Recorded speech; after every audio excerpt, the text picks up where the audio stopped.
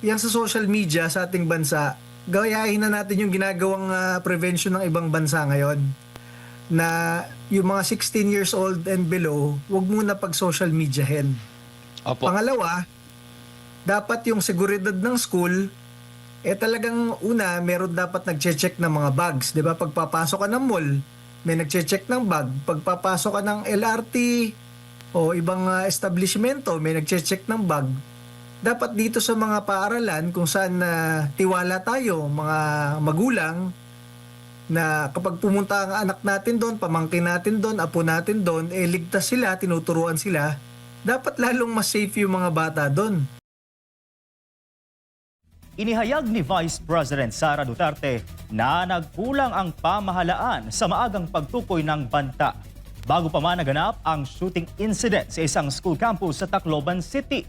Si Jason Rubrico magbabalita.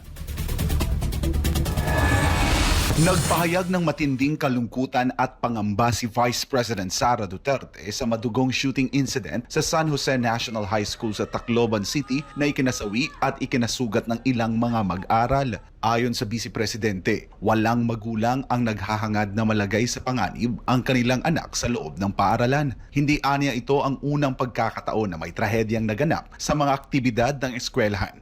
Gaya ng pagkamatay ng dalawang student athletes sa isang basketball training kamakailan. Binigyang diin din ng bise na kailangang protektahan ang mga kabataan laban sa mga radikal na impluensya mula sa labas, sa online platforms at sa mga mapagsamantalang individual. Dapat din aniyang mabantayan ang mga mag-aral laban sa pang-aabuso, kapabayaan at karahasan sa mismong mga institusyong dapat nag-aalaga sa kanila. Giit pa ni VP Sara, hindi dapat naghihintay ang gobyerno na may masawi muna bago kumilos. Lalo pat ipinapakita umano ng trahedya ang kakulangan sa intelligence gathering at maagang pagtukoy sa banta sa national security. Dagdag pa ni VP Sara na nagsilbi noon bilang Education Secretary na ang shooting incident sa Tacloban at ang mga karahasan ngayon sa mga paaralan ay dapat magsilbing wake-up call sa gobyerno. Saad niya, trabaho ng administrasyon na protektahan ang mga kabataan. Pinakikilos naman ito ang kasalukuyang pamahalaan gawing ligtas ang mga paaralan at protektahan ang kabataang Pilipino. Para sa Diyos at sa Pilipinas kong mahal, ako si Jason Rubrico, SM9 News. Iminungkahan ni Duterte Youth Party's Chairman Ronald Candema na ipatupad na din sa Pilipinas ang social media ban para sa mga menor de edad at ibalik ang ROTC upang mahubog ang disiplina at pag-uugali ng mga kabataan. Si Daniela Paulita sa balita. Matunog muli ang usapin sa Juvenile Justice and Welfare Act kasunod ng ilang karumal-dumal na krimeng kinasasangkutan ng mga menor de edad. Pero para kay dating National Youth Commission Chairman at Duterte Youth Party List Chairman Ronald Cardema, hindi sapat na ibaba lamang ang edad ng criminal liability upang mapigilan ang pagdami ng krimeng sangkot ang mga kabataan. Bagkus mas mahalaga umanong pagtuunan ng pansin ang prevention measures upang makalikha ng ligtas at mas maayos na environment para sa mga kabataan upang maiwasan ang bullying at iba pang negatibong impluensya. Dahil dito, iminungkahi ni Cardema na ipatupad din sa bansa ang social media ban para sa mga edad 16 pababa upang hindi sila ma-expose sa mga hindi angkop na nilalaman sa internet. Sa ngayon, may ilang bansa nang nagpapatupad o nagsusulong ng social media ban sa mga menor de edad, kabilang ang Australia at United Kingdom.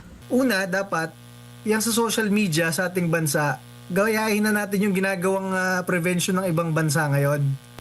Na yung mga 16 years old and below, wag muna pag social mediahin.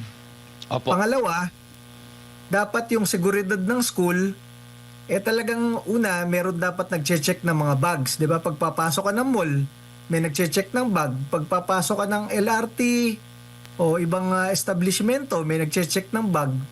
Dapat dito sa mga paaralan kung saan tiwala tayo, mga magulang, na kapag pumunta ang anak natin doon, pamangkin natin doon, apo natin doon, ligtas sila, tinuturuan sila, dapat lalong mas safe yung mga bata doon. Bukod dito, muling nanawagan si Cardema sa pamahalaan na ibalik ang ROTC sa mga paaralan. Una, it will create discipline and an outlet sa energy ng bata.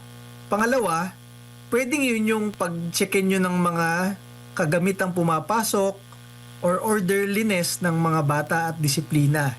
Sa uli nanawagan si Cardema sa iba't ibang ahensya ng gobyerno na higit pang paigtingin ang mga programang nakatuon sa mental health ng mga kabataan.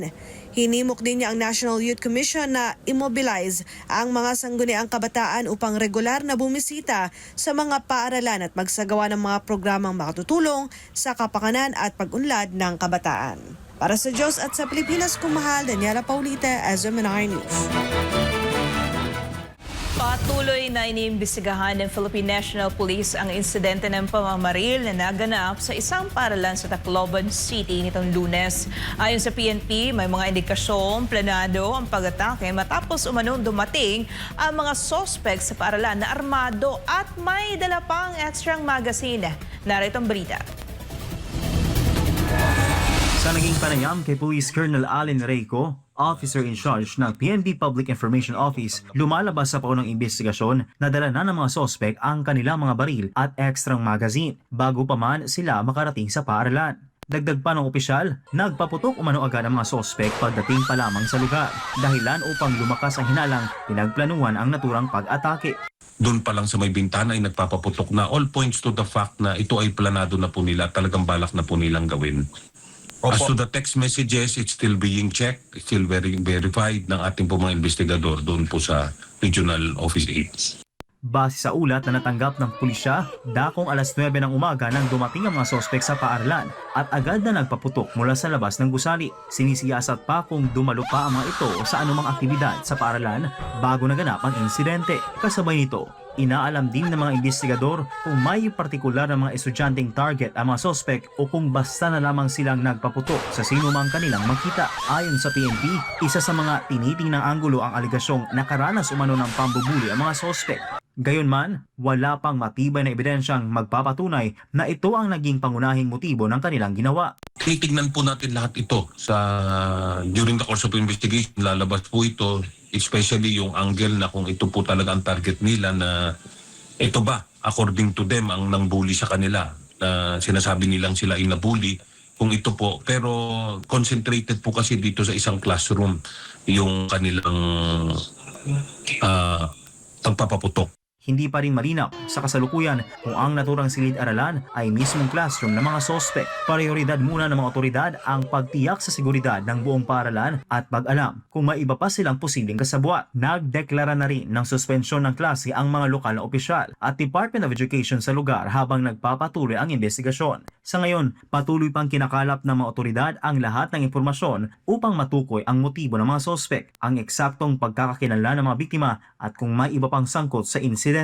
Inaasahan namang maglalabas ng karagdagang detalye ang PNP sa mga susunod na araw habang umuusad ang kanilang investigasyon. Para sa Diyos at sa Pilipinas kumahal, Prince Tripoli, SMNA News.